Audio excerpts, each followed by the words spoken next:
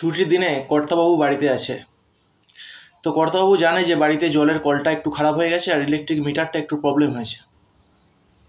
তো সকালবেলা উঠে কর্তা প্রথমে গিন্নিকে বললেন যে কই গো গিন্নি, ফর্দটার বাজারের ব্যাগটা দাও, বাজারটা করে নিয়ে আসি, তারপর ইলেকট্রিক মিস্ত্রিকে ডাকতে যাব, তারপর কল ঠিক করার জন্য প্লাম্বার মিস্ত্রিকে ডেকে নিয়ে আসবো।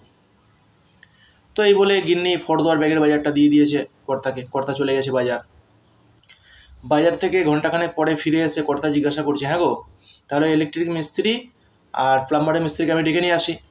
তখন গিন্নি বলছে, কেন, কী দরকার আছে? ওগুলো তো সব ঠিক করে নিয়েছি। তো কর্তা বলছেন, কীভাবে ঠিক হলো? গিন্নি বলছে, এই তো পাশের বাড়িতে রিন্টু আছে না, রিন্টু তো ইঞ্জিনিয়ারিং পড়ছে, ওকে ডেকে নিয়ে এসেছিলাম, ডেকে নিয়ে এসে মিটারটাকে ঠিক করে নিয়েছি। তো কর্তা বলছে, তাহলে কি পয়সা নিয়েছে নিশ্চয়ই? গিন্নি বলছে, না না, পয়সা নেয়নি, পয়সা দেবো না বলেছিলাম, তো রিন্টু জোর করে আমাকে জড়িয়ে ধরে বললো একটা চুমু দিতেই হবে, নাহলে ছাড়বই না। কর্তা বলছে, তাহলে কি তুমি চুমু দিলে?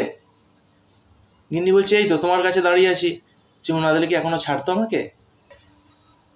কর্তা বলছে, তাহলে কি কলটাও ঠিক হয়ে গেছে?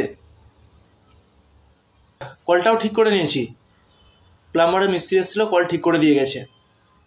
তখন কর্তা বলছে, এটা কীভাবে ঠিক হলো, কত টাকা নিল? গিন্নি বলছে, না না, এটার জন্য কোনো টাকা পয়সা নেয়নি, আমাকে আদর করে বলেছিল যে বৌদি এক কাজ করো, দুপুরে একটু আদর করে দিও, নাহলে পরে মাংস রান্না করে খাইও। কর্তা বলছে, তাহলে কি তুমি মাংস রান্না করে খাওয়াবে? গিন্নি বলছে, মাথা খারাপ নাকি, আবার মাংস নিয়ে এসো, রান্না করো। ওই শর্তে আমি রাজি হইনি, পরের শর্তটাই রাজি হয়েছি।